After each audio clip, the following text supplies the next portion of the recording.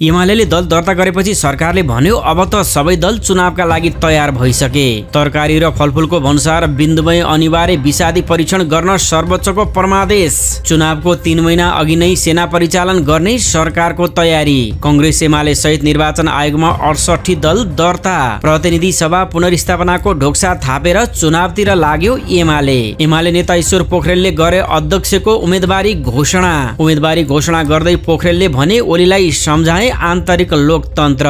जेएनजीको नाममा उशृङ्खल गतिविधि बढेपछि सिंहदरबार र प्रधानमन्त्री कार्यालयमा सुरक्षा व्यवस्था कडा पारियो। उज्यालो नेपाल सहित 3 पार्टीबीच एकताको तयारी।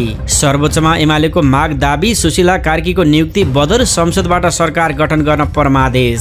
संवैधानिक परिषद अध्यादेश बारे 4 कोणबाट विश्लेषण गर्दै राष्ट्रपति। प्रधानमन्त्रीले समय नदिएको भन्दै सिंहदरबार गेट अगाडि जेएनजी समूहले प्रदर्शन गर्यो। देश अहिले अप्ठ्यारो स्थितिमा भएकाले सबैले संयमता अपनाउन नेपाली कम्युनिस्ट पार्टीका संयोजक पुष्पकमल दाहालको भनाई। नेपाली कम्युनिस्ट पार्टीका संयोजक पुष्पकमल दाहाल भन्छन् सामाजिक सुरक्षा कोषमा रहेको 1.5 खर्ब रुपियाँ रोजगारीका लागि खर्च हुन सकेन।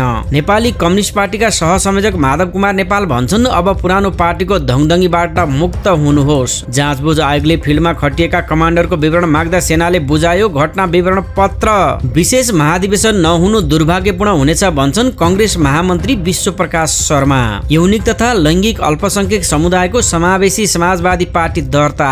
समान जनसंख्याका आधारमा प्रतिनिधित्व हुने गरी निर्वाचन क्षेत्र पुनर्निर्धारण गर्न जसपा नेपालको माग। गृहमन्त्री अर्याल भन्छन् हामी कुनै इच्छाले आएका होइनौं, निर्वाचित सरकारलाई सत्ता हस्तान्तरण गर्न आतुर छौं। बुढी गण्डकी जलाशय युक्त जलविद्युत आयोजनाको लगानी मोडालिटी तयार। लागत 3 खर्ब 74 अर्ब।